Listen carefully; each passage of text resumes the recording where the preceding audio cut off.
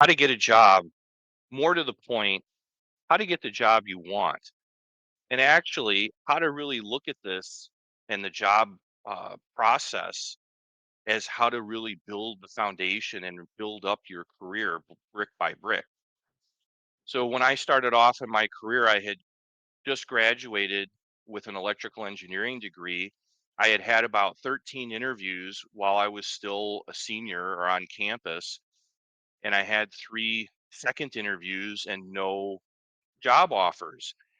And all of my friends and people that I knew that were in the university in engineering had had a similar number of interviews and a similar number of second interviews, and many of them had gotten like a job offer, a single job offer.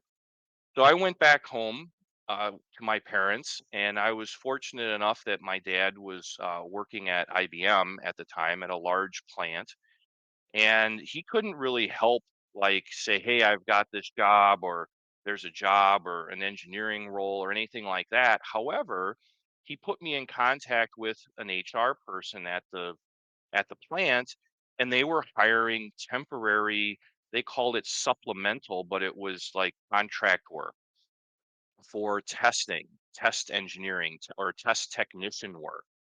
So I started there. It was about a third of the salary, or even a quarter of what I would have gotten paid if I had a full time engineering role. Anyway, start that first day, meet the engineering manager, and I say, hey, look, I really want to find my way into engineering. The woman was extremely professional, very understanding and friendly, and just said, well, hey, I really need this role filled, but I'll talk to the engineering manager that works with the department that I was in. Anyways, a couple of months go by, and the engineering manager comes and says, "Hey, your manager mentioned you're an engineer.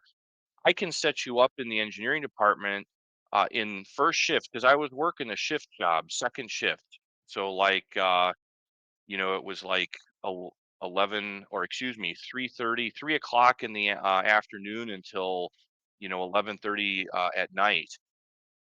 And so he said, if you come in the morning, 8 o'clock, and work the first shift upstairs, people you can help people with their projects.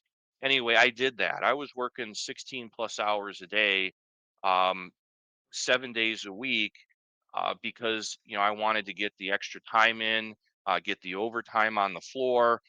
And I did that for about 6 months. And then I was very fortunate that I had a friend of mine that I went to high school with who was working up um, in the Twin Cities in Minneapolis, St. Paul.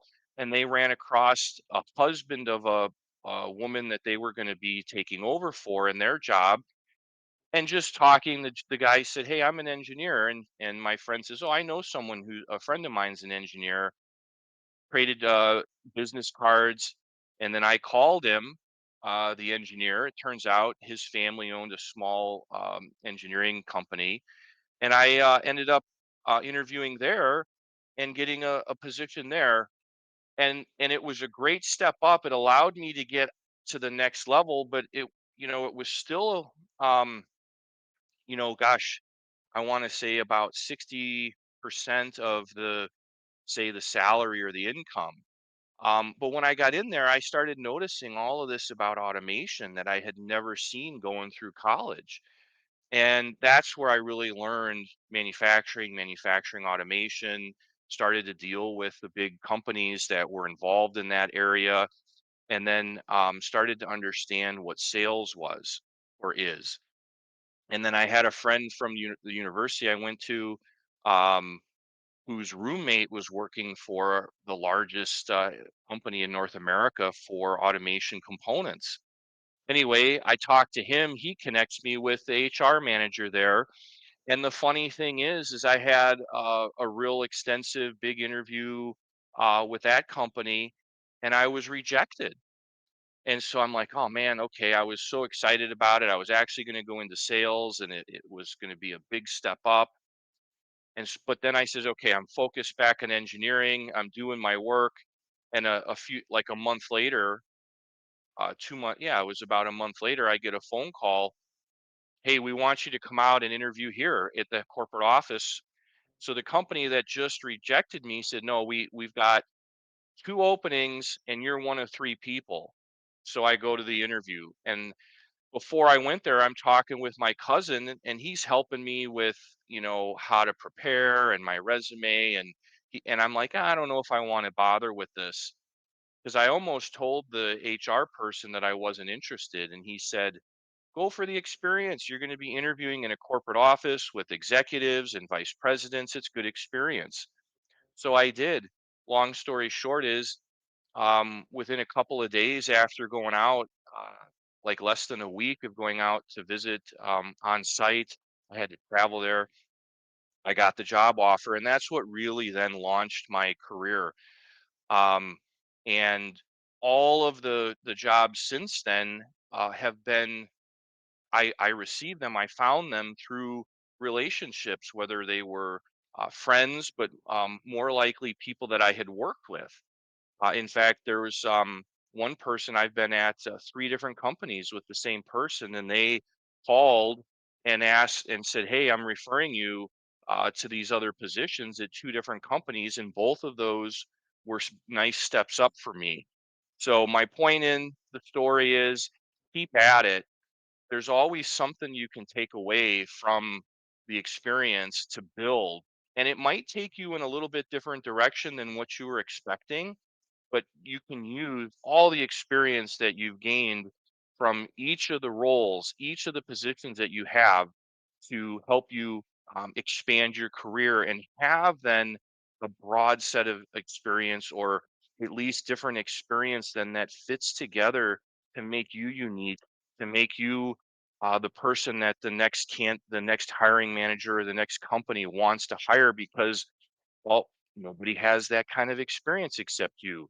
So for me, I've got actual experience developing and designing controls and engineering, selling for one of the largest multi-billion-dollar companies for components, for developing large territories, doing international business and business development, and also for developing in manufacturing, but also in inventory and warehouse management, in IT infrastructure and IT solutions, working in private equity and doing consulting.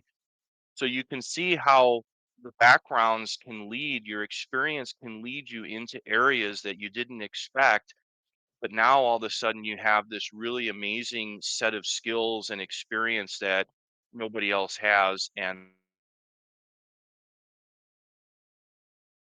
advice, the story in summary is, you might not want, or it might not be exactly what you expected when you started, but put the work in, put the effort in, persist, and continue to have your sights on your big picture goal. Build it up brick by brick, and you'll get there. And then as you're going, add those skills. And when you finally do get to where you were wanting to be, that's not the end, because you keep developing and building the skills and adding more bricks to the foundation. And pretty soon you become a very experienced, very unique person in the field, and nobody can really match your skills. So keep at it, keep persisting, and it'll turn out.